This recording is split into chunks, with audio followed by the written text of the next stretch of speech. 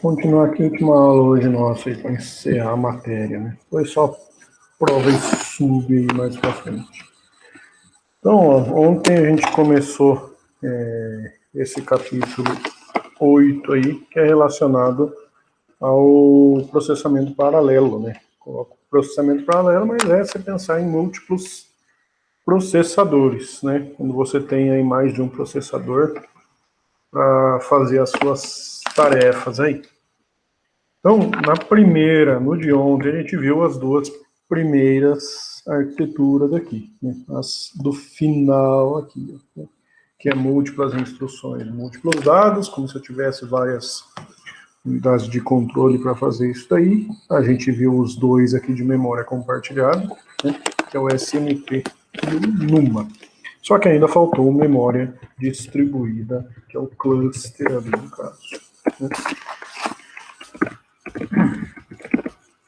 Então, o cluster é uma alternativa, em vez de usar o SMP, por exemplo, você pode utilizar o cluster, né, para obter um alto poder de processamento, com alto desempenho, alta disponibilidade, ou seja, você tem aí, quando você tem um cluster, é como se você montasse um processador com vários nós, que são as outras máquinas, aí, os outros computadores.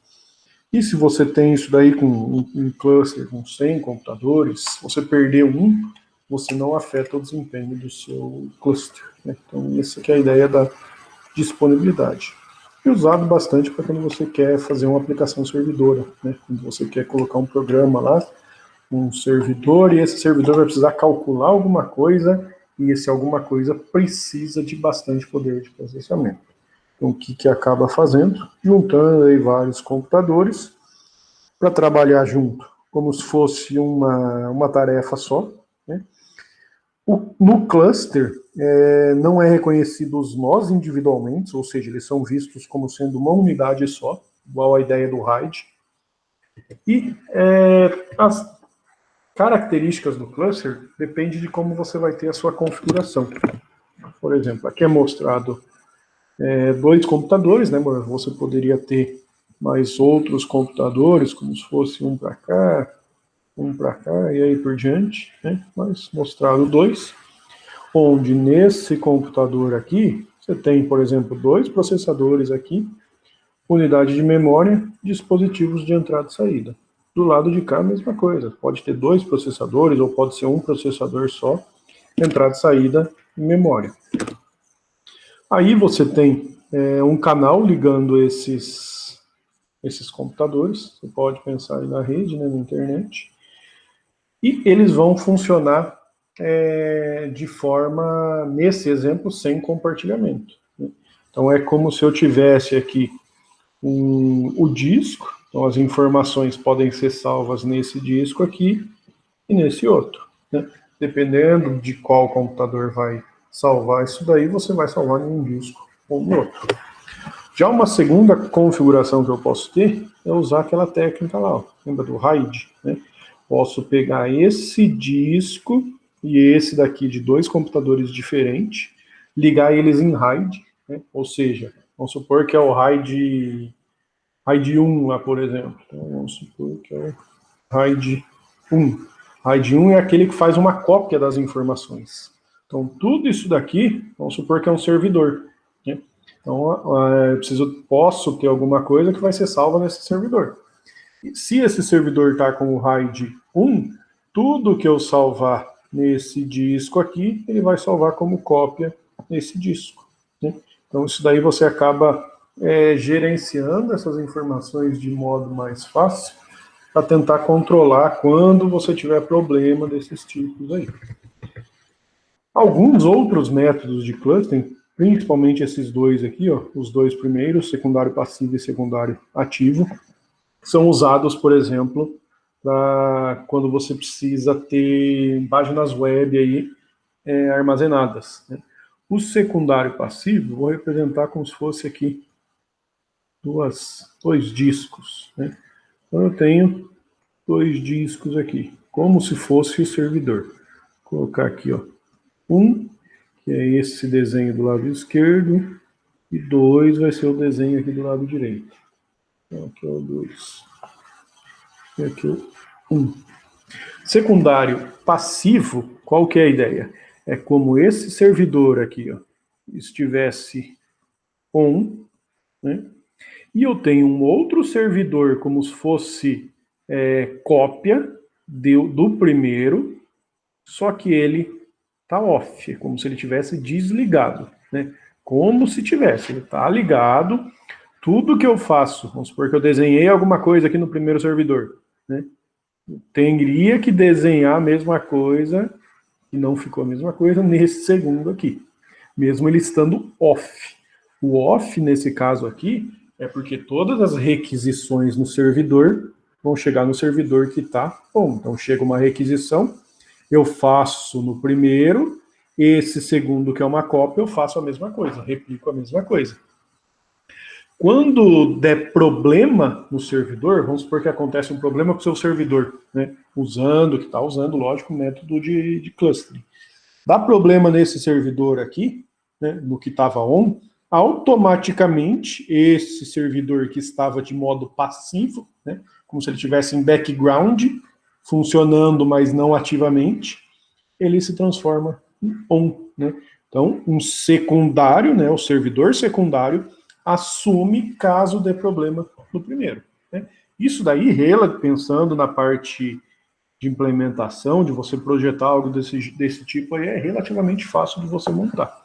Só que qual que é o problema? Custo, né? Custo alto, por quê? Imagina você vai lá e vai usar 2 servidores, vamos supor que você vai usar na nuvem, né? Você paga por processamento. Então, mesmo que esse daqui está off, vamos dizer assim, você está fazendo o processamento nele porque você tem que fazer a mesma cópia do anterior. Então, você vai estar pagando por poder de processamento de 2 servidores, mas só vai estar usando um. Você está pagando o secundário só para se der problema, né? Dependendo da onde você vai usar isso daí, pode até ser viável, né? Mas é mais fácil já deixar os 2 ligados e tentar usar, às vezes, uma terceira, uma outra técnica para garantir a segurança disso daí. Então, esse é a primeira aqui, ó, né? Secundário passivo. A segunda técnica que está ali marcada, que é o secundário. Nossa, corrijo isso daqui. Secundário ativo. Aí eu teria a mesma representação, 2 discos aqui, os 2 estão on, os 2 estariam trabalhando ao mesmo tempo. Tudo que é feito em um é feito no outro. Então, eu desenhei aqui, fiz uma representação desse tipo, no outro disco eu tenho que fazer uma representação do mesmo tipo, né? Então ele também é utilizado para poder de processamento. Quando chega uma requisição, ela pode chegar nesse servidor ou no segundo servidor. Só que do mesmo jeito, se chegar uma requisição no primeiro, foi essa bolinha que eu desenhei aqui, né? Eu tenho que replicar ela para cá. Se eu desenhar era para tentar fazer um aqui, se eu desenho um triângulo aqui, eu tenho que replicar isso para cá. Então, esse ficar replicando aumenta a complexidade, né? Dá mais trabalho gerenciar isso daí. Você tem um custo reduzido, né? Porque você não vai ter o servidor off ali desse jeito, você pode melhorar o poder de processamento disso daí. Aí outras técnicas, duas mais comuns em métodos de cluster são essas duas, né? Mas eu posso também ter servidores separados, dividindo isso daí de forma com que cada com que cada servidor tem o seu próprio disco, né?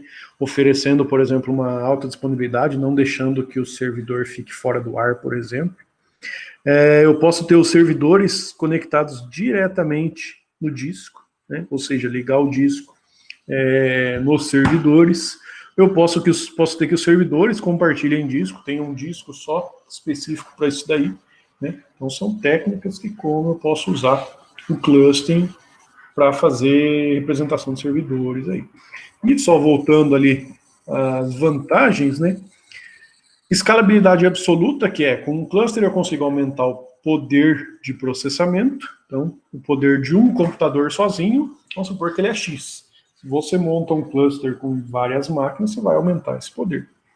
Aí, escalabilidade incremental. Depois que você tem um cluster configurado, adicionar novos nós é fácil.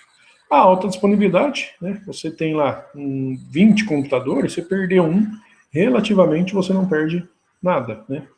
Em questão de poder de processamento. E é bem mais barato, né? É bem mais vantajoso você utilizar algo desse tipo aqui. E o último, que é a computação vetorial e matricial, né? Aí tem a ver com as operações que são feitas lá naquele, quando vocês viram somadores, subtrator, né? Ano passado lá com o Sidão, vocês viram esse componente aqui, né? A ULA. Né? A ULA é onde é feito as operações matemáticas e lógicas de um computador. Vamos supor aqui, por exemplo, que eu tenho uma matriz, fazer uma multiplicação de matriz. Matriz A vezes matriz B, que vai gerar de resultado aqui uma matriz C. Os elementos da matriz A, vamos supor, você teria 9 elementos, né? Pensando que ela é 3 por 3, né? Então 3, x3, todas essas matrizes. Representar aqui A1, 1, A1, 2 e o A1, 3. Daí eu teria mais 3 elementos aqui para montar a matriz e mais 3 aqui. No B eu teria a mesma coisa. Vou representar alguns deles aqui, ó. B1, 1, B2, 1 e B3, 1. Mais os outros elementos. Né, para formar o 3 por 3 aí. Isso daí vai gerar um resultado. Né? Como lá na multiplicação de matriz eu pego linha vezes coluna, eu teria algo desse jeito aqui, né? A linha em amarelo vezes a coluna em amarelo para gerar o resultado. Né? Ou seja, para gerar o primeiro elemento, que seria o C1, 1, né? Pensando na matriz, teria essas posições aqui, 3, para gerar um 3 por 3 também. Né? Estou representando o C11, é o que eu vou mostrar. Para calcular esse C11, então, o elemento C11 é igual o A11 vezes B11 mais A12, vezes isso, vezes B21 mais A13 vezes, mais fácil rabiscar maior aqui, fica escrevendo pequenininho, A13 vezes B31. Né? Então, tudo isso daqui, ó, essa conta aqui de baixo é para calcular um valor da minha matriz. Né? Então, para calcular esse valor aí da minha matriz, que é um deles, eu preciso fazer aqui, ó, uma multiplicação, duas multiplicações, 3 multiplicações. Né? Então, eu tenho 3 multiplicações mais 2 somas. Seria essas duas aqui. Né? Então, você tem para calcular um elemento desse. Só que qual que é o problema? No computador, você só tem um elemento desse daqui, uma ULA. Né? Ou seja, imagina isso em uma matriz 3 por 3, né? Para cada elemento eu teria, só pensar só nas multiplicações. Para cada elemento eu teria 3 multiplicações. Se eu tenho 9 elementos, 9 vezes 3, 27 multiplicações. Fora as somas. Imagina em uma matriz, você quer calcular uma multiplicação de duas matrizes de 1 milhão por 1 milhão. Você começa a ter problema, porque você vai ter muita multiplicação e muito trabalho para esse elemento aqui. Né? Essa que é a ideia da computação vetorial e matricial. Né?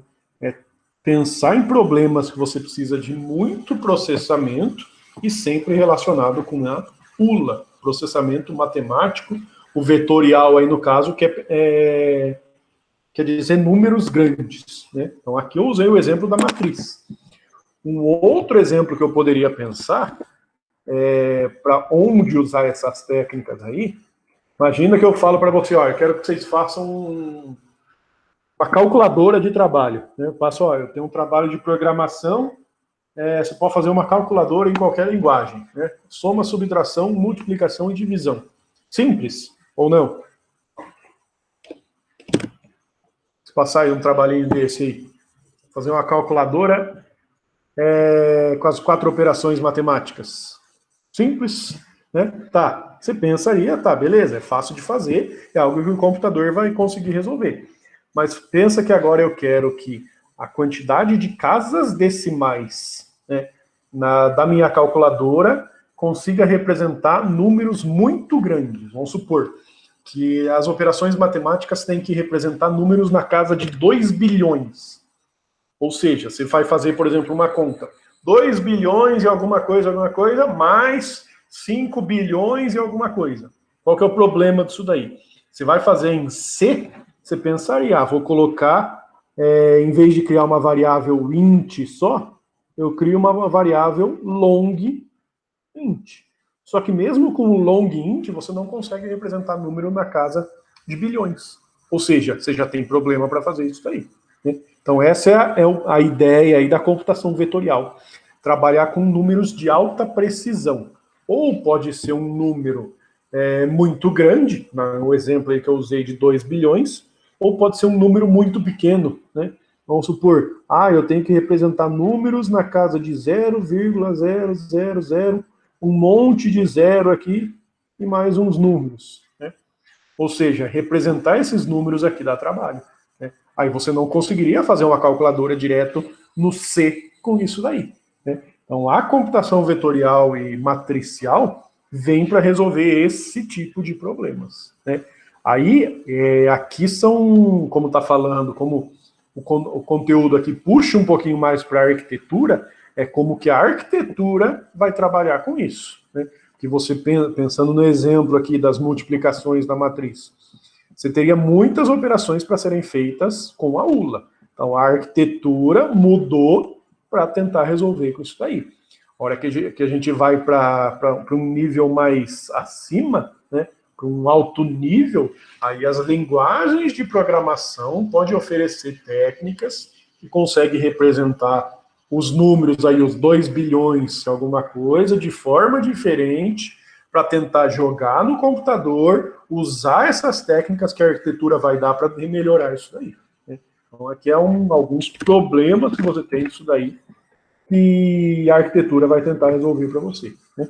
Então, quando você pega aqui problemas, por exemplo, relacionado à aerodinâmica, né, você quer calcular alguns valores aí relacionados à parte de aerodinâmica, para ver se um avião qual que é a velocidade que ele está indo, e aí por diante. Né? Você vai precisar de alta precisão, ou seja, números ou muito grande ou muito pequeno.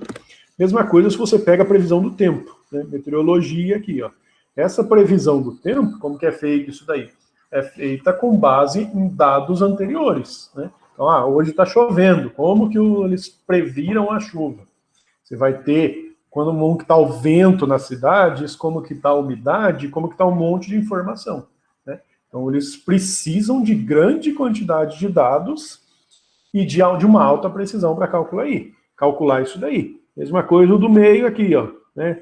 Sismologia, que é parte de terremoto. Mesma coisa, você precisa de grande quantidade de informação e de uma alta precisão. Né? Então, isso daí você precisa trabalhar com muita multiplicação, muitos números. Né? Qual que é a ideia? Pensar numa arquitetura que consegue trabalhar com essa grande quantidade, pensando nesse elemento aqui principalmente, né, na ULA, que é o elemento que mais vai trabalhar numa operação dessa daí. Né? Algumas abordagens para isso daí é fazer o processamento paralelo. Né? Por exemplo, na multiplicação de matriz aqui, vou pegar uma cor diferente aqui para rabiscar. Se eu montasse uma programação aqui, onde como se fosse 3 threads, poderia ser, né? A primeira thread calcula o resultado da primeira linha, a segunda thread da segunda linha, a terceira thread da terceira linha, né? Isso você conseguia já melhorar o desempenho de uma multiplicação normal aí, né? Então já resolveria um desses problemas. Só que mesmo assim, se você coloca, à medida que você aumenta a quantidade de operações, coloca lá a matriz de 1 milhão por 1 milhão, não resolveria tanto, né? À medida que você vai aumentando a quantidade de operações, só o processamento paralelo não resolve isso daí para você, né? Aí algumas técnicas vão fazer o quê? Uma eu posso usar o que é chamado de ULA com pipeline, né? Pipeline é uma técnica lá que divide a execução de uma instrução em várias etapas, né? Que é como se fosse pensar em linha de montagem, né? Aquelas representações em vídeo que às vezes você vê o cara está montando um carro, né? Aí está passando a porta do carro numa esteira na sua frente, você tem um cara que só aperta um parafuso, né? O outro cara aperta o parafuso que está do lado, né? Então isso daí é uma linha de produção. O pipeline é uma representação desse tipo, onde eu pego uma coisa que eu tenho que fazer, que é executar a instrução, e divido em várias etapas, né? A ULA com pipeline seria a mesma coisa. Eu pegar uma operação da ULA, né, e dividir em várias etapas, né? Para fazer isso daí, eu teria lá os registradores de entrada, os registradores de saída, as etapas da minha ULA, né, que é chamado de ALU, eu passo isso daí e gera um resultado, né, dividindo a operação da ULA em várias etapas. Ou eu posso ter uma outra representação, que aí eu tenho ULAs paralelo, né? Ano passado lá, eu até estava em algumas aulas lá, que vocês fizeram somadores subtrator, né? Então eu tinha um circuito somador aqui numa caixinha aí da ULA. Ou seja, com ULAs em paralelo, eu conseguiria fazer 3 operações de multiplicação, de soma, de multiplicação, ao mesmo tempo. Ou seja, já resolve esse caso aqui, ó, né? Se eu tenho 3 multiplicações para calcular um elemento, eu conseguiria fazer isso daí ao mesmo tempo com com essas 3 ULAs em paralelo aqui. Então, é uma no caso aqui, 2 técnicas que eu posso usar, pensando na parte da arquitetura, para representar algo desse tipo aí. Na representação aqui da ULA, dos cálculos em ponto flutuante, né, que seria representar números muito grandes, eu posso pensar aqui em 4 etapas, né, para fazer esse pipeline e melhorar o tempo de execução disso aí. Nesse exemplo que eu falei aí eu quero a calculadora para representar número na casa de bilhões aí. Tem ideia de como fazer isso daí? Se falasse sem pensar na arquitetura, como que representaria isso daí ou não? Ou seja, como vocês fariam? Se eu falar, faz uma calculadora para representar número na casa de bilhões. Conseguiriam fazer ou não?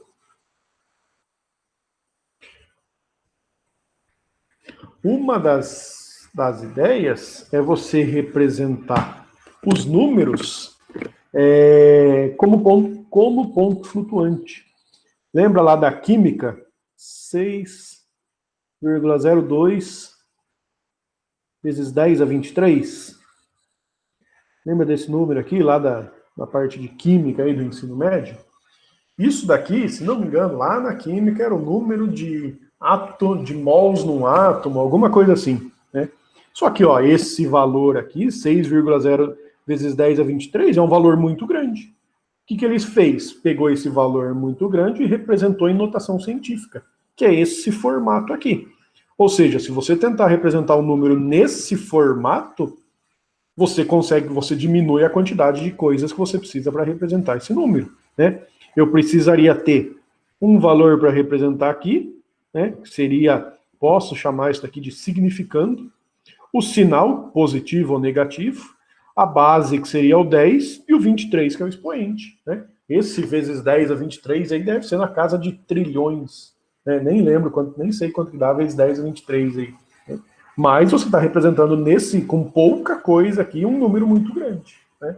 Aí depende de qual que é a precisão dos seus números. Né?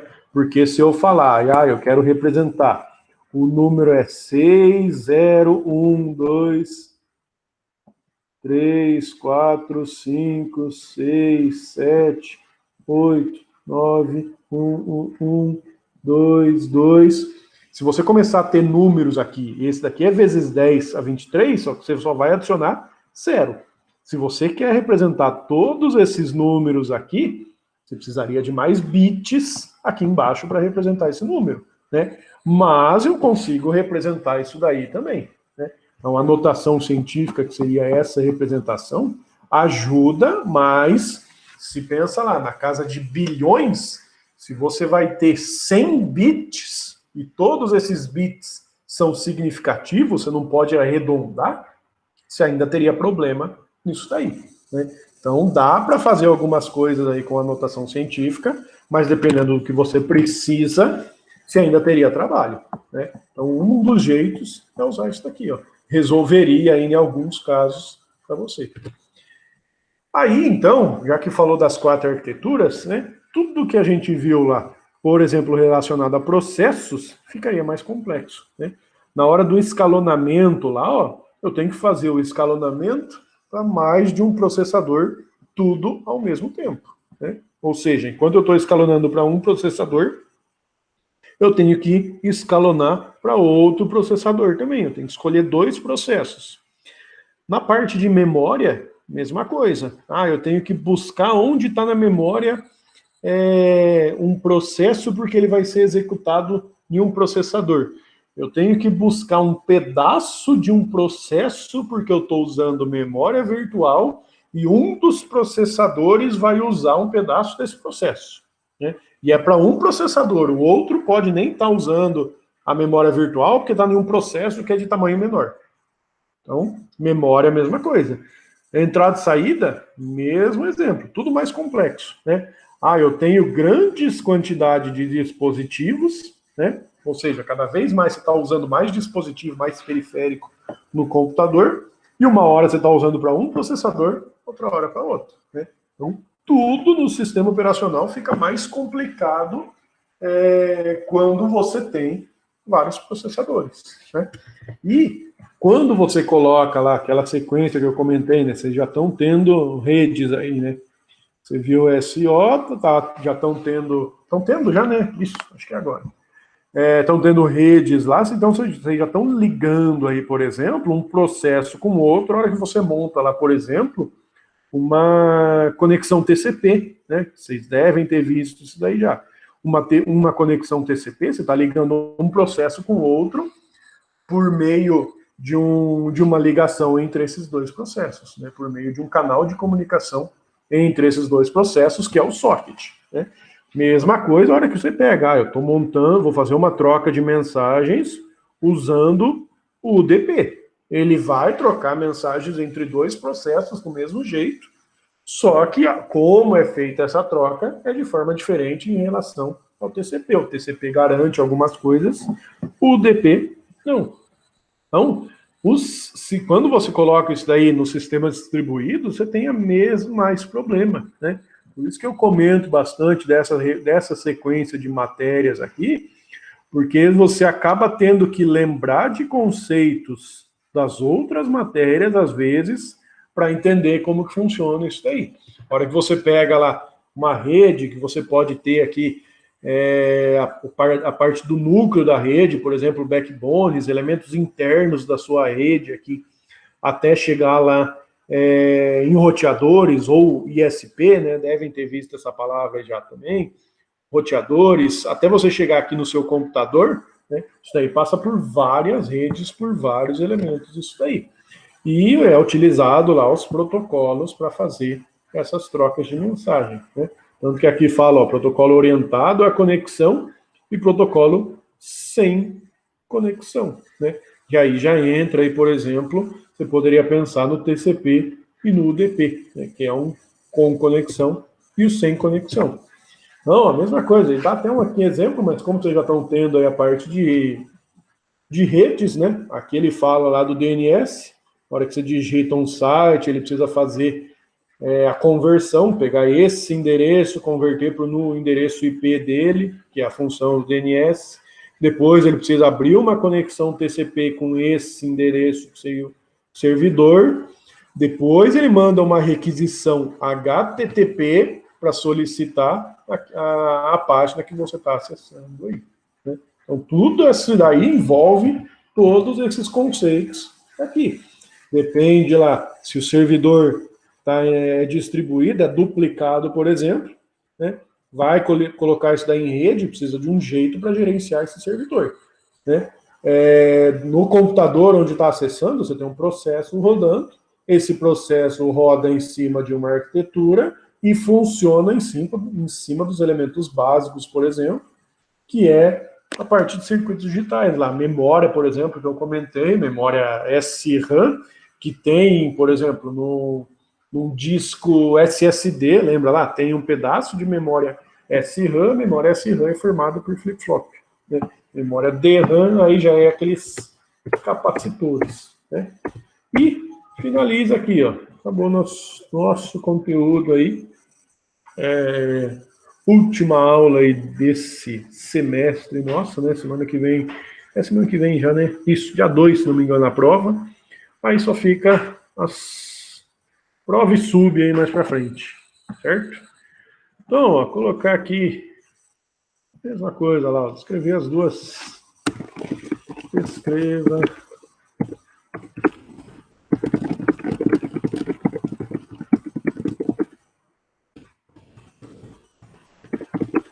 Então, ó, clusters e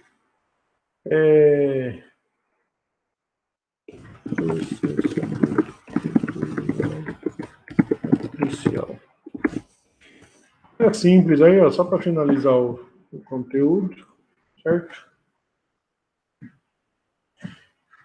Então, ó, descrever isso daí, bem tranquilo, última aula nossa aí, certo? Aí a gente volta, pelo menos,